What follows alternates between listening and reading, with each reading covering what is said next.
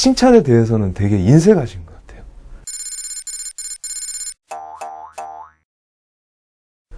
그만큼 저한테 자만심을 갖지 마라, 이런 의도로 가르침을 주고자 하신 것 같아요. 다른 분들은 그냥 다 수료하신 분들은 그냥 잘하면 아 잘했어요, 너무 잘하신다 막 이렇게 칭찬하시는데 제가 봤을 때 저는 그때 당시 전 그분들보다 더 잘했거든요. 사실 잘했는데도 잘했다 이런 칭찬보다는 그냥 이때 그 언제 팔 거야? 이제 수익이 나으니까 너 언제 팔 거야? 계속 그 말씀만 하세요. 손실은 네가 그러니까 그래 들어가지 말았는데 손실이 나지, 이렇게 잘 됐다. 권명근 씨가 젊잖아요.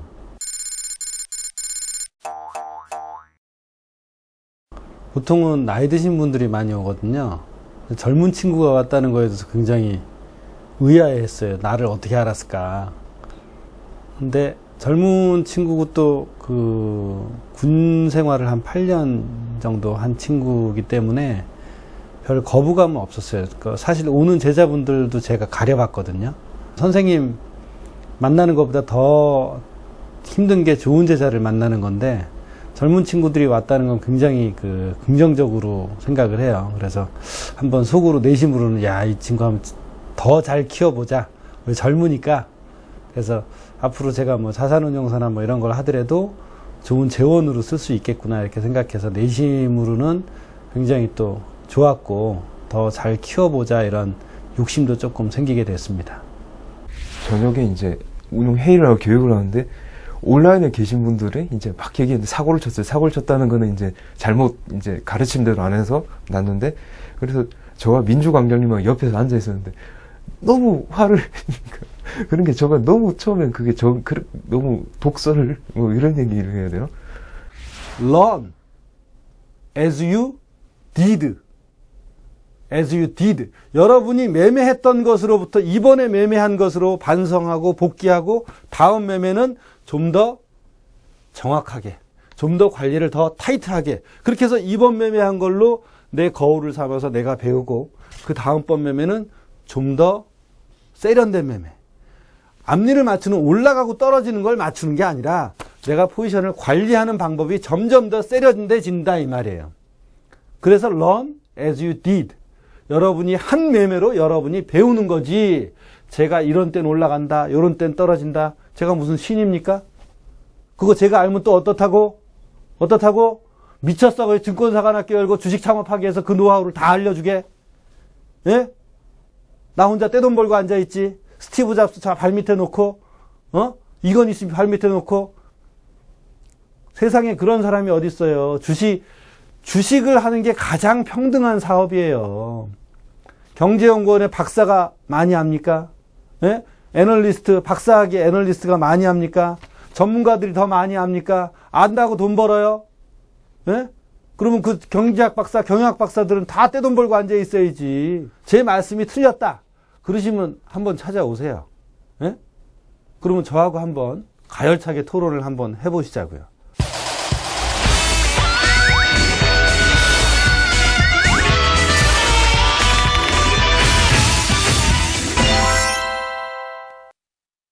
(100% 돼야 된다.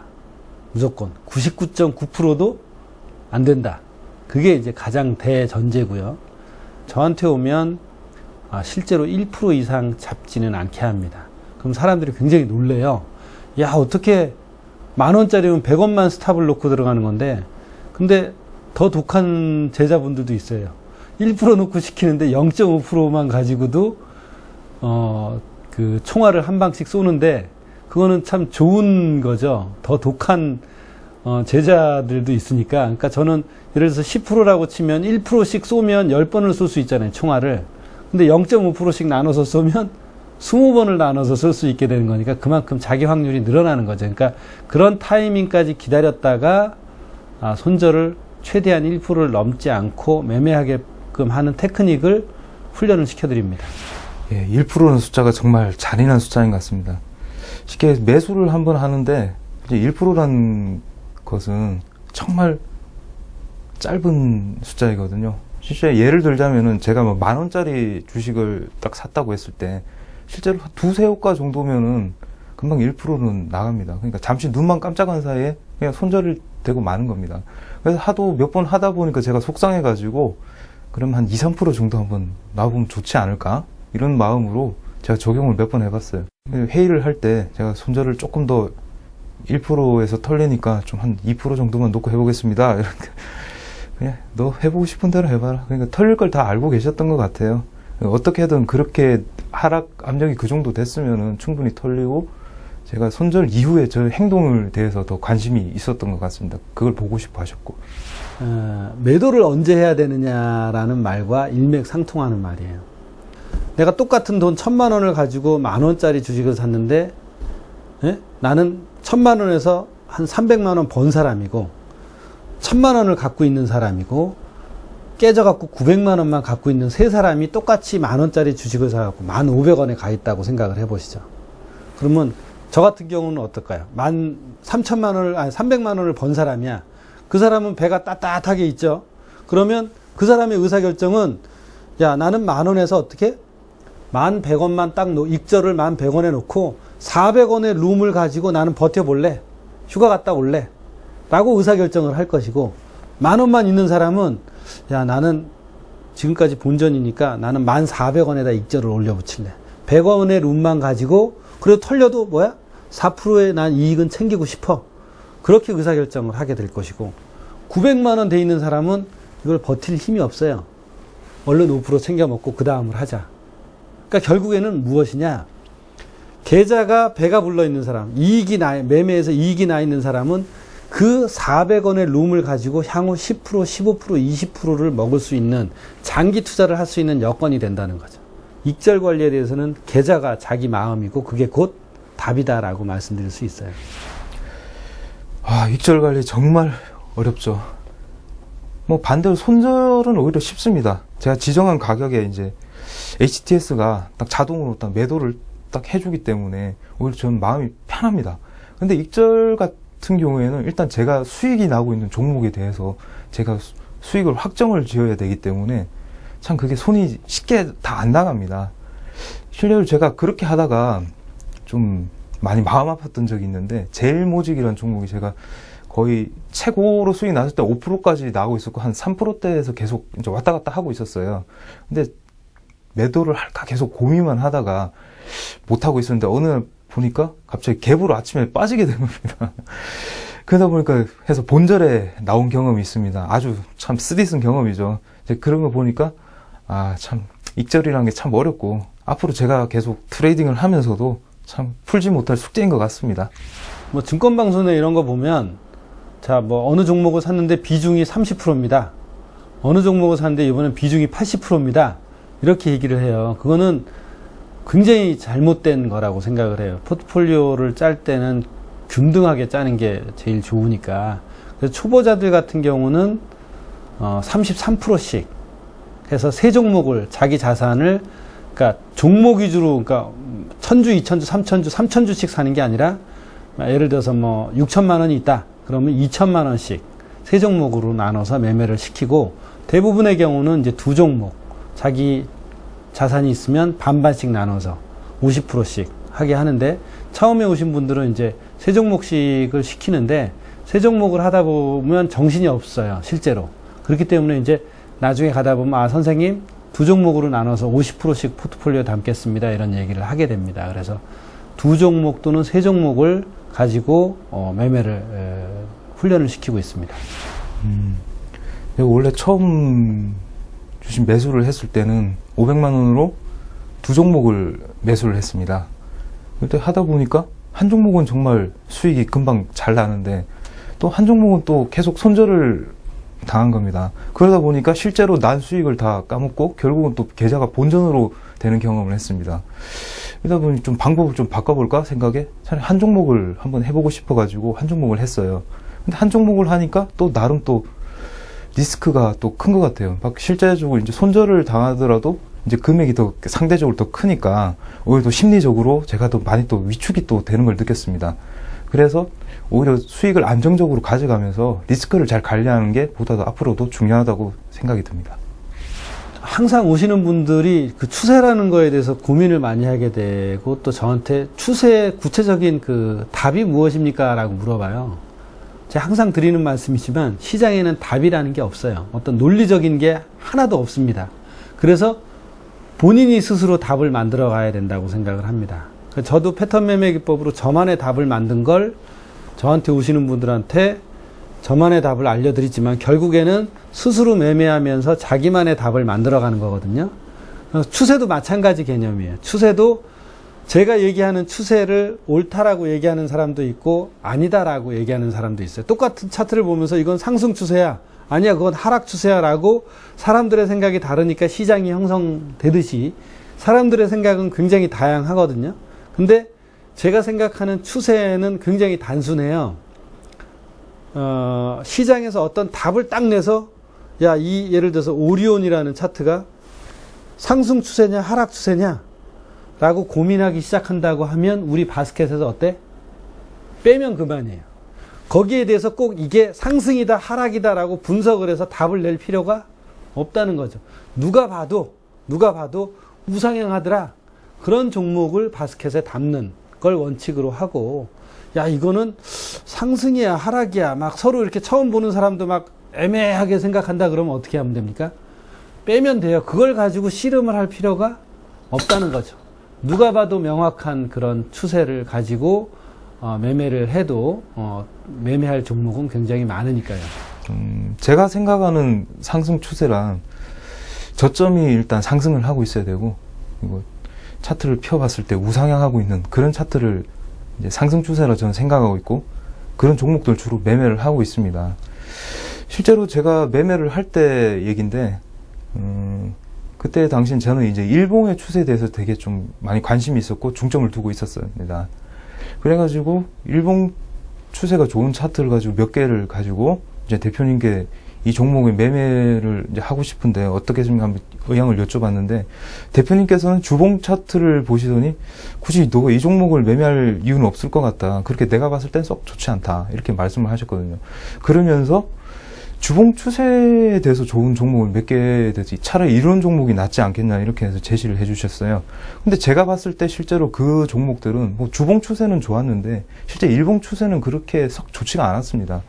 그래서 저는 이제 제가 관심이 있는 이제 일봉 추세의 종목을 이제 매수를 했습니다. 근데 실제 나중에 결과를 보니까 이제 제 종목들은 이제 수익이 나기도 하고 물론 손실도 나기도 하다 보니까 계좌가 좀 들쑥날쑥한 반면에 대표님께서 이제 선정한 종목들 보니까 다 수익이 다 잘 나더라고요. 그래서 제가 봤을 때 그 상위 차트인 주봉 차트를 먼저 우선적으로 보는 것이 더 좋은 것 같고, 그런 것들이 참 경험이 많이 쌓여야 되고, 그리고 매매에 있어 가지고는 정말 트레이닝이 정말 중요하다는 것을 새삼 느끼게 되었습니다. 우리가 지금 매매하는 포인트가 확률이 좋으려면 기본적으로 추세가 있는 게 유리해요. 추세 시장에서의 지지와 저항을 찾는 것은 더 유리합니다. 보합 국면에서 지지와 저항을 찾는 것보다 추세 시장에서 지지와 저항을 찾는 게 훨씬 더 유리해요. 그래서 추세 시장하고 궁합이 맞는 게 또 이동평균선이고, 전통적으로 이동평균선과 이동평균선을 또 변형해서 만든 게 MACD고, 그래서 매매의 모든 거는 결국에는 지지와 저항을 찾아내고, 그 지지와 저항이 나만의 답일지라도 공통적으로 이런 지점에서는 지지와 저항이 생기겠다라는 게 이제 어떤 논리와 연관되냐면 추세선과 또 연관이 되고, 예전에는 직선 추세선이 있었지만 컴퓨터가 나오면서 이동평균선이라는 곡선 추세선도 생성이 됐기 때문에 여러 가지 방법을 이용해서 다양한 지지선과 저항선을 스스로 찾아내고 그 시점을 믿고 매매하는 훈련을 할 때만 스스로의 답이 생겨나는 거거든요. 근데 대부분의 사람들은 그런 거랑 상관없이 지지와 저항을 잘못 이해하고 지지와 저항에서 매매하는 걸 굉장히 두려워하고 있습니다. 그래서 그 지지와 저항을 잘 찾아내고 그 지지와 저항이 추세선과 맞물려 있다라는 것들을 이해를 시킴으로 인해서 단순한 지지와 저항의 요소들을 가지고만도 충분히 매매에서 수익을 낼 수 있다는 게 제 지론입니다. 거기에 이제 패턴 매매 기법이 같이 녹아 들어가 있는 거고요. 처음에 지지와 저항을 보고 이제 찾으려 보통 딱 차트를 딱 보면은 이제 이동평균선이 보이잖아요. 그래서 주로 이동평균선을 가지고는 이제 제가 지지와 저항을 판단을 했습니다. 이제 그렇게 매매를 하다 보니까 이게 또 맞을 때도 있고 또 틀 때도 있는 겁니다. 그래서 뭔가 이게 좀 이것만은 다가 아니겠다 싶어서 제가 그 찾아보고 이제 공부를 하다 보니까 또 갭에 의한 지지 저항도 있고 정고점에 대한 뭐 지지와 저항, 전저점도 마찬가지고요. 그러다 보니까 너무 이제 지지와 저항도 많은 겁니다. 그래서 오히려 더 혼란스럽고 찾기가 더 어려웠던 것 같습니다. 그렇죠. 그런 질문도 많이 하세요. 그래서 어떤 제한테 배운 제자분들 중에는 제가 가르쳐준 그런 패턴 매매 기법의 거래량 지표도 나름대로 하나씩 보는 분도 있습니다. 근데 제 그 태생이 그거예요. 뭐냐면 해외 선물하고 외환인데, 해외 선물하고 외환을 매매할 때는 거래량을 잘 안 봐요. 왜냐하면 선물은 현물하고 연계가 돼서 이루어지는 종목들이기 때문에 현물 거래량과 거의 비슷하게 많이 움직이는데 현물 거래량을 집계를 할 수가 없죠. 전 세계에서 일어나는 거기 때문에.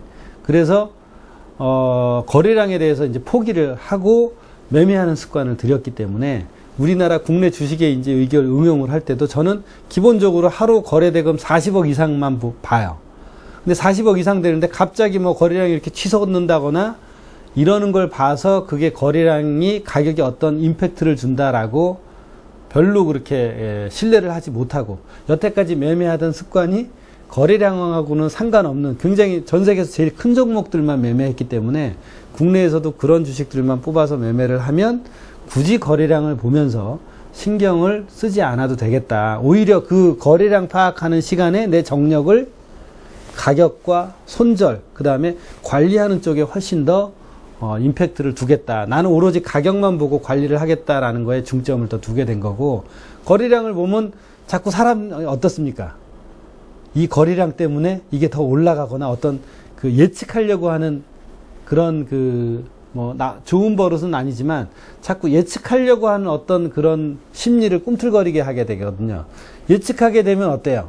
이런 거래량이 나오면 이렇게 가는데 하게 되면 혹시나 저는 그럼으로 인해서 관리를 소홀히 할까봐 오로지 가격과 MACD만 보고 매매를 하고 있습니다. 거래량에 대해서 저는 예전부터 제 습관이죠. 거래량에 대해서 이렇게 양봉에 거래량이 좀 크게 터지면은 관심 깊게 봐야 되고, 이게 지지가 될 수도 있고 물론 저항이 될 수도 있겠지만 거기에 대해서 한번 제가 여쭤본 적이 있어요. 그러면은 거기에 대해서 그럼 네가 증명해봐. 그래서 제가 하루 내내 꼬박 밤을 새가지고 저희 종목이 한 2,000여 개 종목이 되는데 다 찾아봤어요. 그걸 가지고 전부 다 찾아보고 검색식을 넣어서 돌려도 보고, 그래서 이제 사례를 뽑아서 이제 대응을 하려고 했는데 이게 보니까 맞을 수도 있고 또 틀릴 수도 있는 거예요.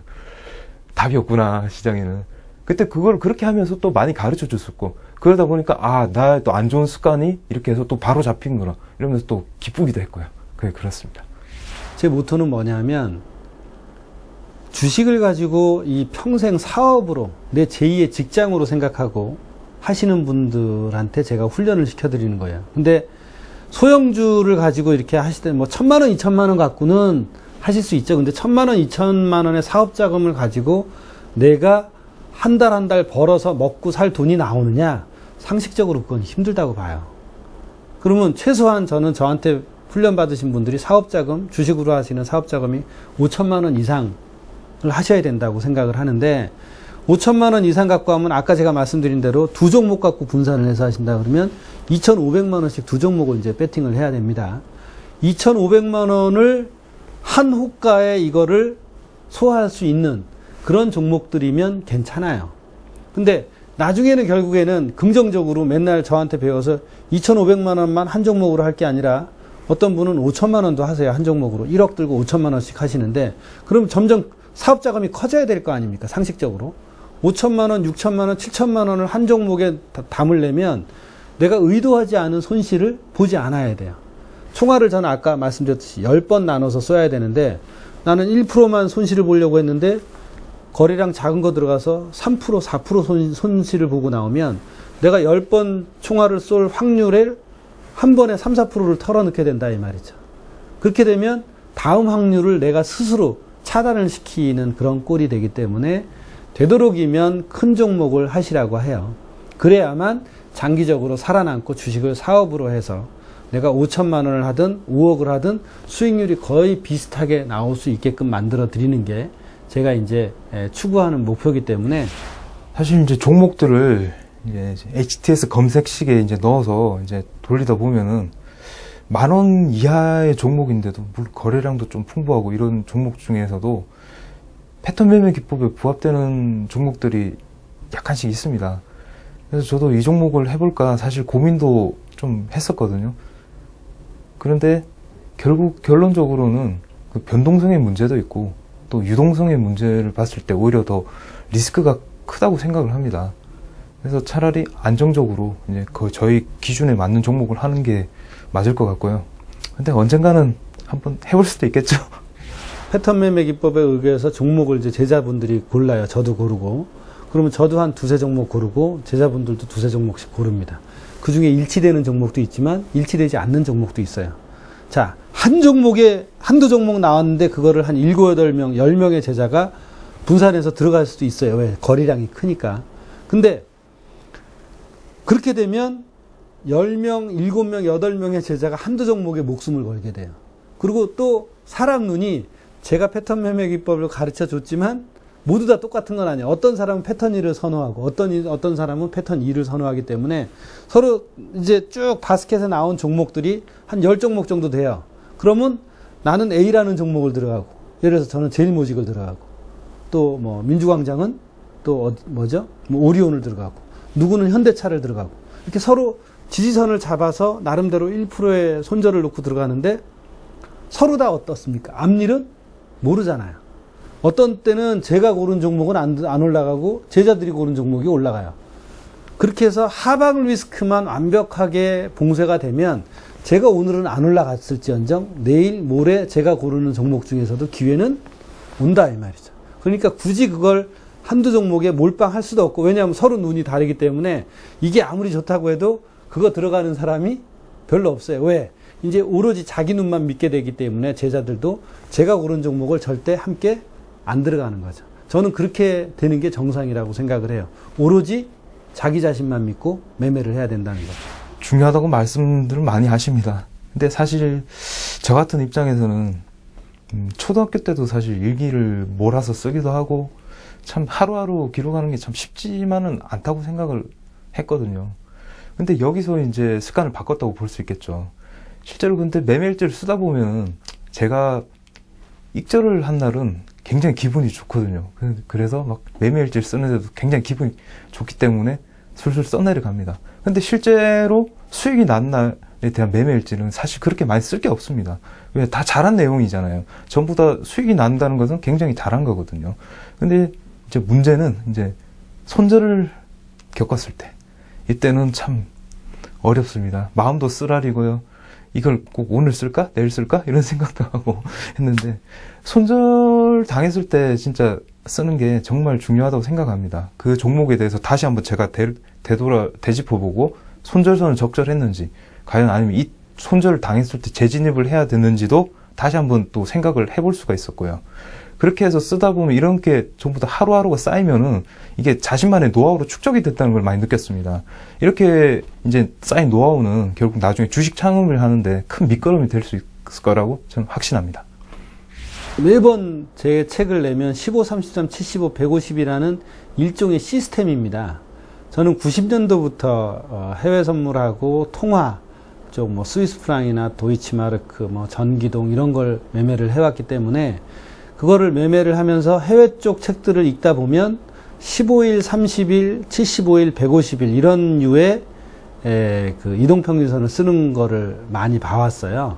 그래서 아, 이동평균선을 이렇게 쓰는 거구나 하고 그때부터 이제 거기에 적응을 해서 15, 33, 75, 150이라는 이평선이 생겼고 그 이평선에서 적응을 해서 매매를 하다 보니까 그 이평선의 특성을 이용을 해서 아, 이런 지점에서는 매수해도 되겠다, 이런 지점에서는 매도해야겠다라는 게 이제 저한테는 익숙해져 있던 와중이었는데 97년도에 HTS라는 게 우리나라에 개발이 되면서 IT 환경이 좋아지니까 HTS가 막 이제 들어오기 시작하는 거예요. 그때 5일, 20일, 60일, 120일 이평선을 쓰는 일본에서 쓰는 이평선이 들어와서 그게 이제 일반인들한테 정착이 됐단 말이죠. 근데 저는 또 5, 20, 60, 120을 또 가지고 매매에 응용을 하려면 많은 시행착오를 겪어야 되잖아요. 그러니까 저는 그거를 쓰지 않고 우리나라 주식 같은 경우는 15, 33, 75, 150 이평선으로 변형을 해놓고 이제 보는 거고, 전 세계 어떤 종목이든지 저는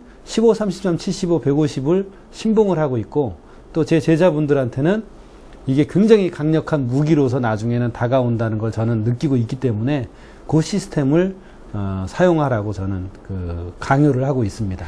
당연히 했죠. 실제로 우리가 HTS를 켜면은 50, 20, 60, 120 같은 경우에는 항상 기본적으로 딱 설정이 돼 있는 거고, 그리고 많은 사람들이 그래서 보고 있다는 가정을 하면은 충분히 지지와 저항에 대입을 시키더라도 맞는 이평선을 생각을 했습니다. 그래서 제가 그렇게 설정을 해가지고 대입을 시켜봤더니 또 생각보다 또 수익이 또 잘 안 나고 오히려 또 손실만 키우는 것 같았습니다. 그래서 이제 포기를 할 수 없기 때문에 이 5, 20을 그대로 두고 제 대표님께서 또 가르쳐 주신 15, 33 그 이평도 같이 놓고 또 해봤습니다. 그러니까 이렇게 하다 보니까 또 오히려 또 혼란스럽더라고요. 어느 게 이제 지지선이 저항선인지 제 파악을 제대로 헷갈리다 보니까 오히려 또 마이너스만 나는 것 같았거든요. 그래서 차라리 이제 오랫동안 이제 대표님께서 쓰신 이평선은 검증이 돼 있으니까 이 이평선에 집중을 하는 것이 더 좋겠다고 생각을 했습니다. 9시부터 3시까지 주식시장 보면서 이걸로 생계를 이어가야 되는 것을 목적으로 들어온 사람들이 이제 증권사관학교 학생들인데, 9시부터 3시까지 매매 훈련을 하고 또 실제 매매를 하고 돈이 왔다 갔다 하고 이러면 엄청나게 스트레스를 많이 받아요.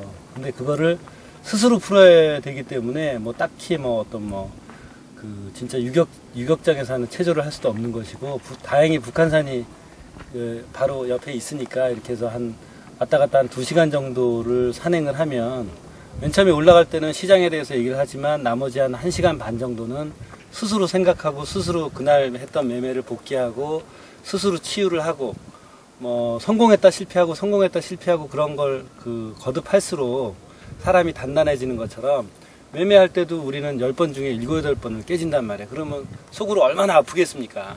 그걸 스스로 치유하고 다시 툭툭 털고 일어나서 다시 도전할 수 있는 그런 용기를 얻는 것이 이런 산행의 효과가 아닌가 싶어요. 저도 힘들 때는 산을 의지해서 1년 반, 2년 동안 이걸 치유해냈기 때문에 매매하시는 분들이 어떻게 보면 신선노름일 수도 있지만 이걸 통해서 스스로 치유하는 능력을 배양하시라고 저도 산행을 하고, 그 다음에 이 매매 훈련 오시는 분들도 산행을 꼭 시키고 있습니다.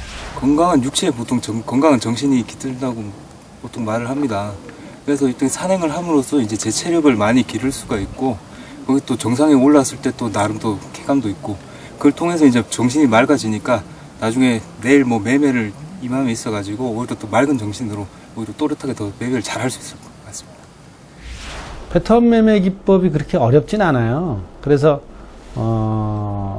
감명근 씨 지난번 인터뷰한 거 보니까 30분 정도면 이해할 수 있다라고 얘기하는데, 그거는 조금 패턴 매매 기법에 대한 모독이고, 그만큼 자신이 있다는 걸로 제가 이제 좀 받아들였고, 30분보다는 그래도 한 며칠 정도는 싸매고 공부를 하면 충분히 누구든지 습득할 수 있는 그런 단순한 매매 기법이기 때문에 감명근 씨한테는 그렇게 어렵진 않았을 거라고 생각을 해요.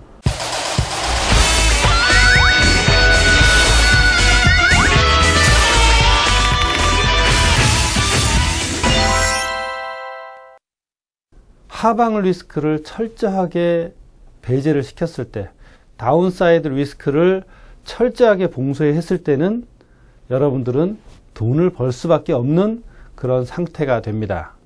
근데 대부분의 사람들은 그런 걸 겪어보지 못하셨어요. 어떻게 하방 리스크를 완벽하게 봉쇄를 하지? 나도 그걸 하고 싶어. 근데 그걸 어떻게 하지?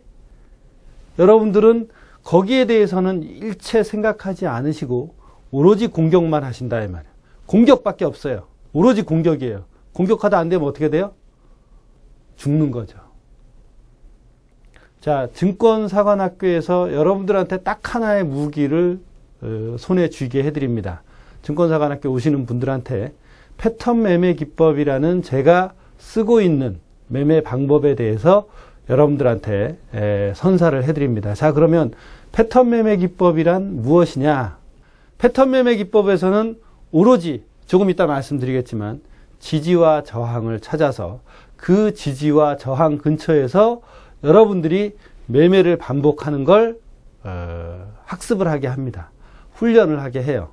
지지선과 저항선을 찾아서 열심히 매매를 하고 기계적인 손절을 여러분들께서 HTS 상에 설정을 해 놓는다면 여러분들은 10번, 20번, 30번, 40번, 50번, 60번, 100번, 200번 매매를 하다 보면 내 계좌가 이상하리만치 마이너스가 되지 않고 플러스가 되어가는 과정을 느끼신다 이 말입니다.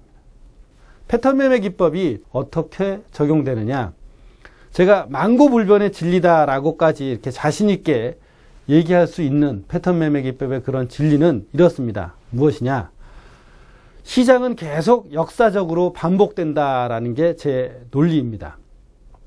10초 뒤의 일은 알지 못하지만 과거에 지난 우상향하는 강한 차트들을 보면 그런 기업들을 보면 거의 똑같은 행태의 움직임을 한다 이 말이죠. 자, 시장에는 추세 국면이 있고 비추세 국면이 있습니다. 추세 국면을 상승 국면 또는 하락 국면으로 나누게 되고요. 그 다음에 비추세 국면은 보합 국면이라고 얘기를 합니다. 패턴 매매 기법은 어떤 때 적용을 하느냐? 상승 추세 또는 하락 추세. 이제 주식에서 적용을 하면 하락 추세는 빼고 상승 추세인 국면의 주식들만 여러분께 한번 소개를 해드려 보죠. 자, 상승 추세인 상승 추세인 기업이 있습니다. 그 기업이 어느 정도 상승 국면을 이어가고 그 다음에는 어떤 국면이 오게 됩니까? 그렇죠. 조정 국면이라는 것이 오게 됩니다. 조정 국면은 시장에서 어떤 국면입니까? 휴식 기간입니다. 시장이 휴식을 취하고 있는 기간인데 그 조정 국면을 두 가지로 얘기할 수가 있습니다. 첫 번째가 무엇이다? 기간 조정. 두 번째가 가격 조정입니다. 자, 기간 조정과 가격 조정, 그 두 가지 조정을 충분히 거친 시장은 다시 기존에 뻗어 올린 그 방향대로 다시 가고자 하는 무슨 법칙? 관성의 법칙이 작용을 합니다. 자, 관성의 법칙이 작용을 해서 자, 기존의 상승 추세였던 것이 조정 국면을 거치고 그 조정 국면의 끝에서 패턴 매매 기법은 조정 국면의 끝에서 끼어들어가서 관성의 법칙에 의해서 기존의 상승 국면이 이어져 갈 것이다라는 확신과 믿음을 가지고 시장에 매매 대응을 하는 방법입니다. 자, 근데 올라가서 조정 국면, 그러니까 시장이 충분히 휴식 국면을 취했음에도 불구하고 안 올라가고 떨어진다. 그럼 어떻게 하죠? 스탑에 나와야죠. 시장에서 절대 독수리처럼 굴지 마라. 비둘기처럼 순응하며 살아야 된다. 여기서 꼬마애가 먹이를 주면 저기서 구구구구 하고 먹고 또 저기서 더 많은 모이를 주면 또 저기 가서 구구구구 하고 먹고 그리고 여기저기 날아다니면서 시장이 주는 대로 조금이면 조금, 많이면 많이 그렇게 많이 먹고 다닌다. 근데 독수리처럼 어떻게 해요?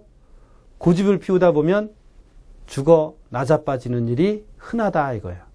절대 고집 피우지 말라 이겁니다. 마찬가지로 자, 조정 국면이 끝나서 다시 상승을 할 텐데 상승을 안 하고 떨어져. 아, 이게 상승 추세이기 때문에 장영환이 여기서 스탑을 딱 놓으라고 했지만 나는 여기다 스탑 놓지 않고 계속 가져가 볼 거야. 가지고 있다가 어떻게 돼요? 병신 되는 거죠. 그리고 속으로 끙끙 앓아요. 저한테 얘기도 못하고. 왜? 그런 걸 겪어보면 내가 왜 스탑을 놓고 손절을 놓으라고 했는지 이해하게 될 겁니다. 100번 잘하다가 한 번 잘못하면 그것으로 여러분은 이 머니게임 시장에서 없어지게 됩니다. 어떤 뉴스가 나오든지 나는 내가 의도하지 않았던 손실을 절대 보지 않는다 이 말이에요. 패턴 매매 기법의 가장 키포인트는 바로 그겁니다. 내가 의도하지 않았던 손실을 보지 않는다는 것. 패턴 1, 2, 3가 있습니다. 앞으로 이제 여러분들께 차트에서 보여드릴 테지만 패턴 1은 기간 조정입니다. 패턴 2와 3은 가격 조정입니다. 패턴 1과 패턴 2, 패턴 3이 조정이 끝나가는 무렵을 예시를 해주고 그 조정이 끝나가는 무렵에 저희는 매매 대응을 해서 스탑을 놓고 매수를 한다 이거예요. 그 어떤 주식에서도 또 해외 선물에서도 FX에서도 똑같이 적용되는 차트의 예라 이거예요. 여러분들이 그 차트를 보시면 자연의 흐름을 느끼실 수도 있어요. 근데 제가 조금 전에 말씀드렸듯이 딱 한 가지 아무 곳에서나 이 패턴 매매 기법의 차트 기법을 적용해서는 절대 안 된다. 그 패턴 매매 기법이 맞아떨어지는 그런 해당 종목들이 있다는 것. 그거를 꼭 염두에 두시고 자기 마음대로 해석해서 쓰시는 일이 없었으면 합니다. 패턴 매매 기법이 우상향하는 그런 상승 추세의 종목들을 매매를 하지만 절대적으로 우상향하는 차트들이 계속해서 관성의 법칙으로 또 우상향하는 건 아니지 않습니까? 그럴 때 어떻게 해요? 그럴 때 여러분들은 손절이라는 기가 막힌 하방 리스크를 봉쇄하는 무기를 같이 사용을 해야 된다는 겁니다. 혹시나 가격을 선행하는 선행지표가 있다라고 얘기하는 어떤 사람들을 만나게 되면 속으로 이렇게 생각하십시오. 아, 저놈은 사기꾼이구나. 그리고 절대 상종하지 않으시면 됩니다. 여러분들께서 객관적으로 그런 사기꾼들 손에 놀아나지 않고 매매를 스스로 터득하고 훈련해서 공부를 해 나가시려면 이 무엇인가 기법 하나는 또 가지고 있어야 될 거 아닙니까? 그래서 제가 패턴 매매 기법의 기본적인 흐름을 말씀을 드렸습니다. 지난 시간에도 이제 말씀을 드렸는데 여러분들한테 이제 말씀드리고 싶은 건 뭐냐? 패턴 매매 기법은 무엇이다? 사정거리를 보여주는 겁니다. 여러분이 아까 처음 제가 강의 시작할 때 나는 도대체 주식을 시작하려고 하는데 종목을 어떻게 골라야 되는지 모르겠다. 그 종목을 고르는 거에 대해서 제가 쭉 설명을 드렸어요. 그 종목을 고르는 거는 여러분한테 지적인 면으로 커버가 가능해요. 그래서 제가 책 2권 주고 어떻게 해요? VOD 보게 하고 일주일이면 2-3번은 반복 학습하게 합니다. 그건 지적인 영역이에요. 패턴 매매 기법은. 즉 뭐다?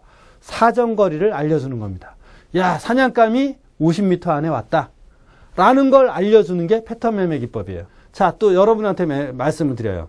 이동평균선과 MACD만 저는 20년 이상을 봤습니다. 책을 6권 썼는데 많은 분들이 물어보세요. 야, RSI는 어떻게 보는 겁니까? 스토캐스틱은 어떻게 보는 겁니까? 볼린저 밴드는 어떻게 보는 거죠? 뭐 이렇게 물어봐요. 그럼 저는 모릅니다 라고 대답을 해요. 그럼 당신 아는 게 뭐야? 아는 거 저 별로 없어요. 사회면하고 연예면만 본다. 경제 뉴스도 안 본다. 시황 분석도 안 한다. 예? 그리고 RSI가 뭐냐고 물어봐도 잘 모른다. 예, 사실 잘 모릅니다. 죄송하지만 시황 분석을 한다 그래갖고 제가 그걸 잘해서 돈을 벌면 거기에 매진하겠어요. 근데 사실 그렇지 않잖아요.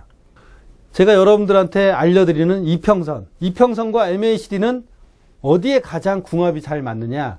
추세가 있는 시장에 가장 궁합이 잘 맞는 겁니다. 자, 추세 매매 기법에 가장 잘 궁합이 맞는, 예전부터 궁합이 맞는 것은 바로 추세선과 이동평균선이었습니다. 컴퓨터가 나오기 전에는 무엇을 그렸어요? 추세선을 그렸습니다. 그죠? 컴퓨터가 나오고 나서부터 그 추세선 긋기가 힘들어지니까 이동평균선으로 대체를 한 것 뿐이에요. 이동평균선을 변형한 것이 무엇입니까? MACD입니다. Moving Average Line, 이동평균선. 자, Moving Average, Convergence, Divergence. 이동평균선이 모이고 떨어지는 그런 지수를 만들어내서 보조지표를 만든 것이 바로 MACD입니다. 그러니까 추세 있는 시장에 가장 궁합이 맞는 이동평균선과 MACD만을 가지고 저는 해외 선물도 매매를 했고 미국 주식도 받고 국내 주식도 이렇게 여러분들한테 소개를 해드릴 수 있는 겁니다. 자, 그러면 여러분들이 또 백문이 불여일견이라고 패턴 매매 기법이 과연 차트에서 우리나라 주식 차트에서는 어떻게 보여지는지, 또 어떤 국면이 기간 조정이고 어떤 국면이 가격 조정인지, 그리고 또 그것이 끝나면 올라가는지 떨어지는지. 물론 모든 차트를 분석하는 건 지나고 나면 다 박사예요. 여러분들이 그 국면에 딱 해당됐을 때 과연 나는 어떤 의사결정을 해야 되는지 하고 보셔야 되는데 여러분들은 무조건 맞추려고만 해요. 무조건 맞추려고 하는, 기대하는 것은 누구나 다 똑같습니다. 저도 그렇고 여러분들도 그렇고. 다만 그것을 너무 기대만 해서 하방 리스크를 봉쇄하지 않는다라고 하는 것은 그거는 굉장히 큰 손실을, 잘못을 저지르는 행위이고, 여러분들께서 500만이 주식 사면서 이거 떨어질 거야 라고 사는 사람이 누가 있겠습니까? 개인들이. 하지만 그거 모두가 다 알고 있는 그런 매수 보유라는 기술만 가지고 돈 벌려고 욕심 부리지 마시고, 매수 보유라는 기술은 여러분들도 할 수 있고 우리 애들도 할 수 있고 길 가는 모든 돈 있는 사람들은 다 할 수 있는 거예요. 매수 보유라는 기술이 무슨 특별한 기술이 아니잖아요. 응? 근데 그런 기술만 가지고 돈을 벌겠다. 누가 봐도 웃을 수밖에 없는 얘기 아닙니까? 한번 여러분이 객관적으로 한번 생각을 해보세요. 내가 과연 어떤 짓을 했는지 주식하면서. 매수 보유만 하는, 누구나 다 하는, 나만이 알고 있는 그런 매수 보유가 아닌 누구나 다 하는 매수 보유라는 그런 아주 특이한 기술을 가지고 여러분들 돈을 벌 수 있겠습니까? 천만의 말씀이죠. 무엇인가 남들과 다른 것을 실천하고 행할 때에만 여러분들은 주식에서도 돈을 벌 수 있다는 거예요. 자, 그러면 이제 차트를 보면서 여러분이 패턴 매매 기법이 실제로 어떻게 적용되는지 잠깐 예를 보여드릴 텐데, 제가 차트에서 보여드리는 그런 패턴 매매 기법의 조정 국면들은 아주 단순합니다. 근데 굉장히 많은 변화를 여러분들이 스스로 경험을 해봐야 돼요. 그런 경험은 제가 어떻게 얘기했습니까? 여러분들 직접 경험을 해봐야 되는 거예요. 저는 약간 맛을 보여드린 것이고, 여러분들은 책을 사고 VOD를 통해서 여러분들께서 실제로 경험을 해보시면 되겠습니다. 자, 그러면 차트를 보면서 여러분들하고 같이 패턴 매매 기법의 차트 예제들을 확인해 보도록 하겠습니다.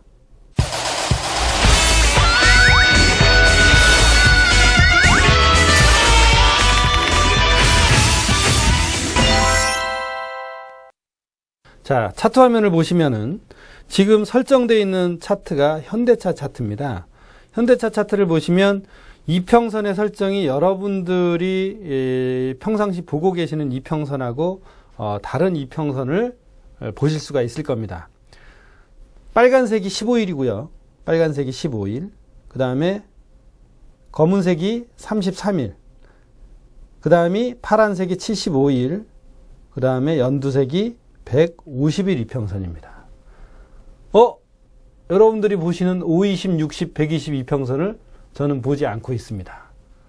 저는 1990년도부터 해외 선물과 외환 거래를 하면서 나름대로 이평선 설정을 15, 33, 75, 150으로 그렇게 이용을 했기 때문에 97년도에 증권사에서 들어오는 그 HTS에 설정되어 있는 520, 60, 120 이평선을 볼 필요가 없었습니다. 이미 15, 33, 75, 151 이평선에 길들여져 있었기 때문에 그곳에 익숙해져 있었고, 그것을 이용하면서 매매를 할 수 있었기 때문에 또 다른 520, 60, 120이라는 시스템을 가지고 제가 고생을 할 이유가 하나도 없었죠. 그래서 이제 저는 15, 33, 75, 150 이평선을 계속 쓰게 된 것이고, 제가 나름대로 써온 바에 의하면 제 제자분들도 이 이평선을 씁니다. 근데 굉장히 저는 잘 맞는다, 나름 잘 맞는다라고 자부심을 느껴요. 자, 다시 차트로 돌아보겠습니다.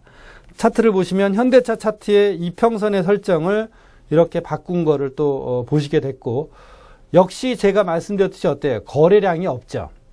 오로지 이평선과 MACD만 있습니다. 자, 그렇다면 여기서 패턴 1이란 무엇이냐? 패턴 1이란 아까 여러분들께 말씀드렸지만 기간 조정이라고 말씀을 드려요. 기간 조정은 뭐냐? 가격 조정 다음에 이평선이 수렴되는 과정을 기간 조정이라고 합니다. 여러분들 중에 관심 있으신 분들은 이 기간 조정 패턴 1 부분만 평생 들고 파셔도 충분히 먹고 살 거리가 나온다 이 말이에요. 자, 한번 보시죠. 현대차가 2010년도 11월 달부터 어때요? 이평선이 수렴해서 올라갔죠. 그죠? 그리고 더 올라가지 못하고 어때요? 다시 가격이 떨어졌지만 어느 가격대 밑으로 떨어지지 않고 다시 패턴 1을 이평선이 수렴하는 과정을 거치고, 다시 한번 수렴하는 과정을 거치고 이렇게 올라왔습니다. 그리고 현재 어떻습니까? 2010년 8월 말에 이렇게 다시 이평선이 수렴을 했습니다. 자, 관성의 법칙에 의해서 기간 조정이 끝나면 다시 기존의 상승 추세가 어떻다? 이어져 간다. 여기서도 어땠어요? 상승하던 것이 기간 조정 끝나고 다시 이어져 갔듯이 자, 2010년 8월이 지나서 어떻습니까? 보겠습니다. 2010년 8월이 지나서 다시 가격이 어때요? 올라가죠? 자, 여기서도 패턴 1이었고요. 자, 여기서도 패턴 1이었습니다. 여기서도 패턴 1이었고요. 여기서도 1이었습니다. 물론 한 번에 가지는 않았죠. 한 번에 가지는 않았지만 여기서도 어때요? 패턴 1을 보이고 올라가려다가 다시 한번 내려와서 다시 한번 패턴 1을 보여주고 있습니다. 자, 그러고 난 다음에 기존에 상승했던 관성의 법칙대로 기간 조정이 끝나고 어떻게 됐다? 올라갔다. 이 말이에요. 제가 여기서 맞춘 게 아니라 시장이 자, 이럴 때 들어갔으면 어떻겠어요? 요만큼밖에 못 먹겠죠? 이 패턴 1에 들어갔으면 어떻습니까? 자, 여기 패턴 1에 들어갔으면 요만큼밖에 못 먹었어요. 여기 패턴 1에 들어갔을 때는 이만큼 먹을 수 있었습니다. 오래 갔으니까. 그죠? 여기에 들어갔을 때와 여기에 들어갔을 때 차이는 뭐죠? 없어요. 여기서도 패턴 1이고 여기서도 패턴 1이었는데 문제는 여기서 들어갔을 때는 운이 이만큼밖에 안 됐고 여기서 들어갔을 때는 운이 좋아서 이만큼의 웨이브를 먹을 수 있었다는 거죠. 그건 역시 무엇이다? 하방 리스크를 철저하게 통제한 사람만이 가질 수 있는 복이다 이거예요. 자, 이렇게 역사가 계속 반복되듯이 패턴 1이 반복돼서 나오고 있습니다. 자, 그 다음에 또 한번 보시죠. 그 다음 국면을 보겠습니다. 자, 2010년 12월 달이 지나서요. 현대차의 움직임을 보시면 또 어때요? 자, 여기도 어떻습니까? 이 국면 어떻습니까? 2010년 12월과 2011년 3월 중순입니다. 이렇게 역사가 반복되듯이 여기서도 이평선이 수렴하고 올라가고 여기서도 이평선이 수렴하고 계속 올라가고 있습니다. 그죠? 이거를 맞춘 게 아니에요. 맞춘 게 아니라 시장이 기회를 줘서 이렇게 또 올라가는 겁니다. 얼마나 많은 패턴 1이 나왔었습니까? 자, 여러분들이 보시면 여기서도 패턴 1이 나왔고 여기에서도 패턴 1이 나왔습니다. 자, 여기까지 왜 한 웨이브가 올라와서 이만큼 떨어졌을 때 이것은 무엇이다? 여기까지 떨어진 것은 가격 조정. 패턴 2와 패턴 3입니다. 여기서는 무엇이다? 패턴 1이다. 자, 가격 조정과 기간 조정이 끝나면 시장은 역시 기존의 관성의 법칙대로 어때요? 올라가더라. 응? 관성의 법칙이 이렇게 시장에 작용이 되더라. 올라가면 다 좋죠. 근데 아무 때나 올라가는 게 아니라 이런 기간 조정과 가격 조정, 즉 충분한 휴식을 시장이 가졌을 때 충분한 힘을 축적을 해서 발산을 한다 이 말입니다. 그래서 수렴과 발산이란 용어를 쓰는 거예요. 자, 다시 차트를 보시면 현대차 차트를 보셨는데 자, 지금 보시는 차트를 계속해서 이어서 보겠습니다. 자, 이렇게 해서 계속해서 패턴 1에는 매수를 하고 먹고 매수를 하고 먹었는데 이렇게 하다 보니까 또 어때요?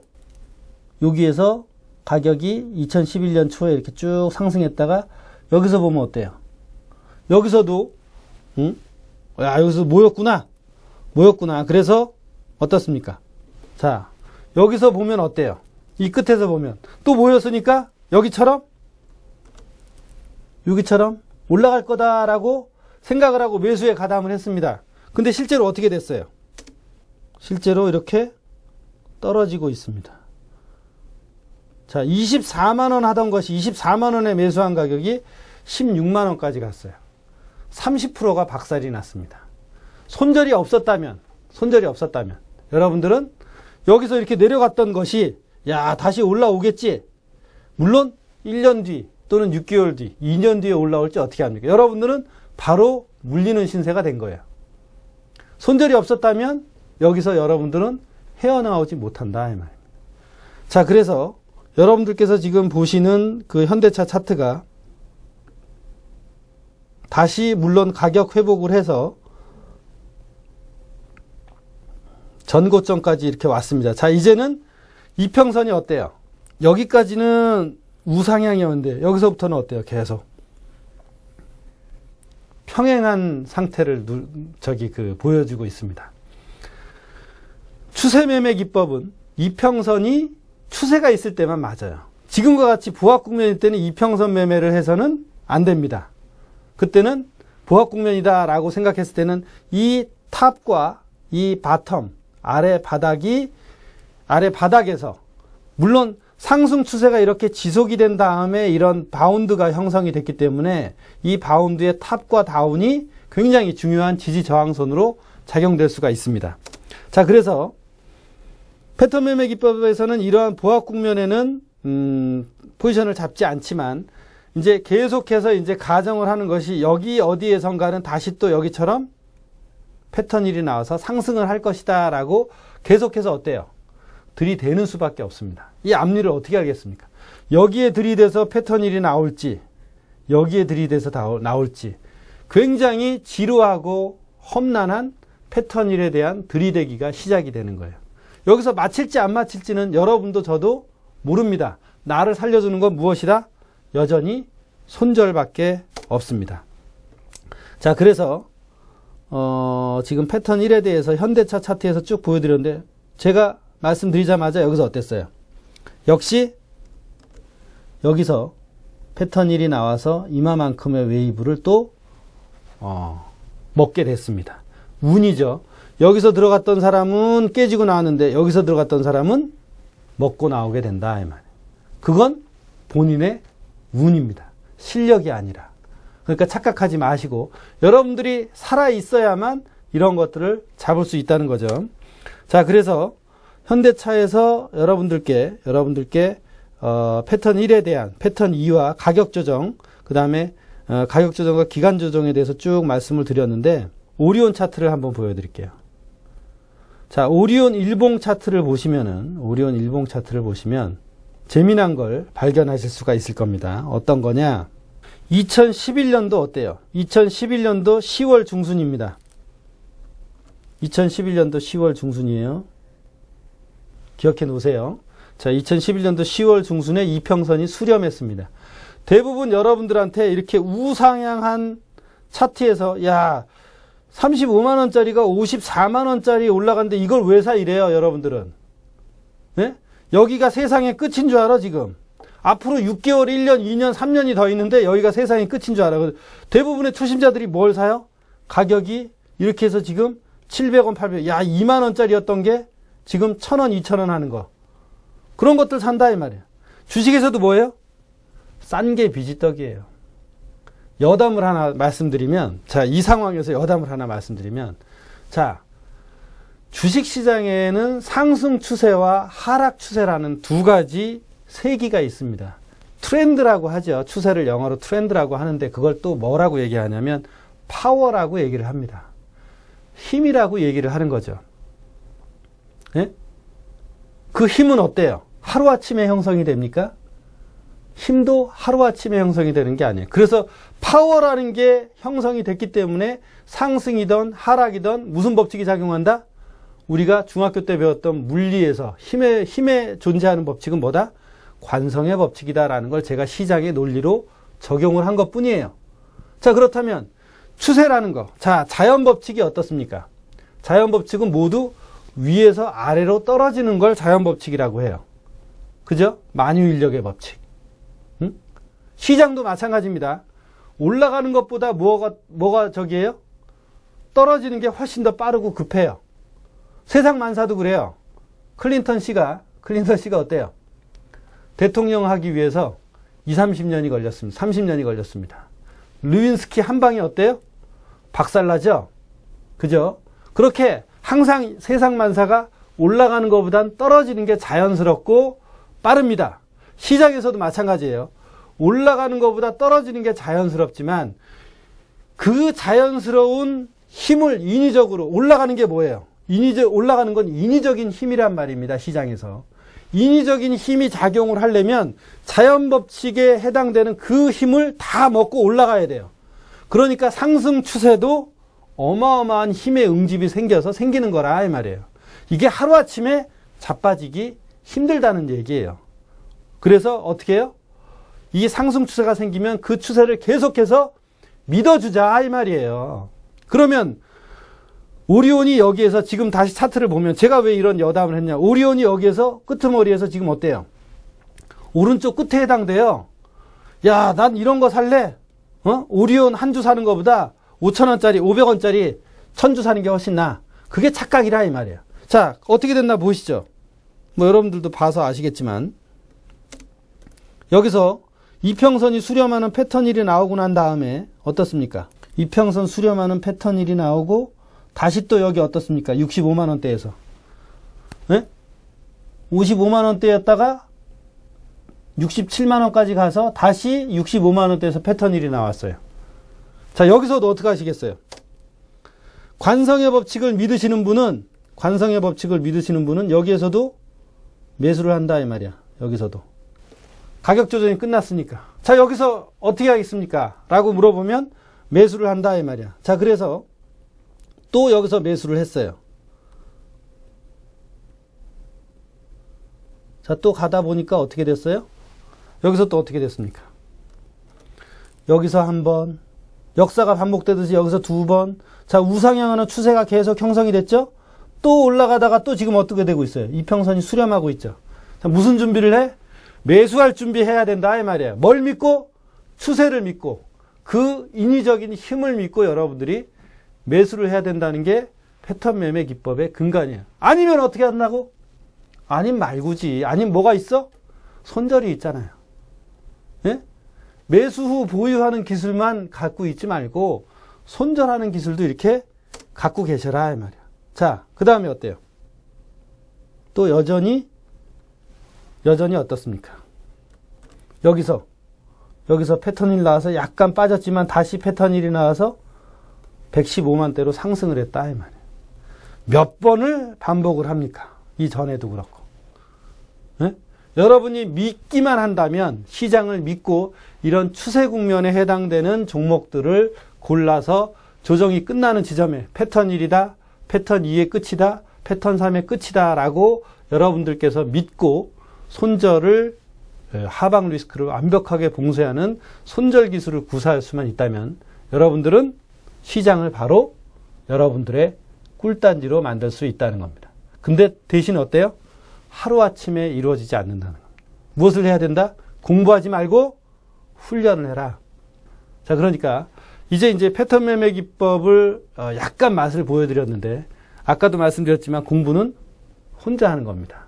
혼자 하시고 트레이닝을 받으러 오시면 제가 눈에서 눈물 쭉 흘리게끔 해드려서 주식시장에서 하방 리스크를 철저하게 봉쇄해서 여러분들이 기필코 시장을 여러분들의 꿀단지로 만드는데 어떤 좋은 조력자가 될 것을 저는 자신을 하고 그 패턴 매매 기법이야말로 그런 좋은 조력자의 도구로서 여러분들께 좋은 무기가 될 수 있다라고 자부를 합니다.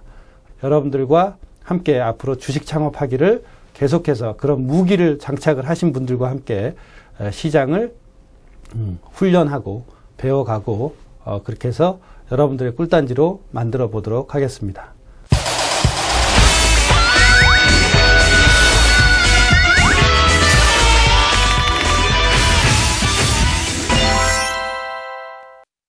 손실은 깊게, 이익은 짧게 가져가기 때문에 돈을 크게 못 버는 것이고 7번을 그 매매를 했습니다. 수익이 난 경우는 한 번이고 나머지는 전부 다 손절로. 내가 파니까 어떻더라? 올라가더라 이거야. 평가 이익만 해도 대략 제 기억에 한 12% 넘게 났던 것 같아요. 평가 이익만. 제 계좌는 어차피 플러스입니다. 끝까지 한번 삼성중공을 해보자 이런 마음가짐으로 임했습니다.